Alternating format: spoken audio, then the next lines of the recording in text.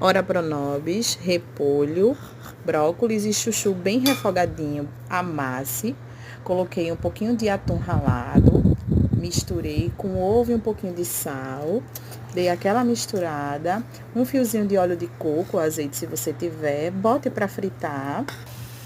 Aí do outro lado, até dourar os dois lados, e fica uma refeição com bastante nutrientes e legumes, se seu bebê não gosta de legumes.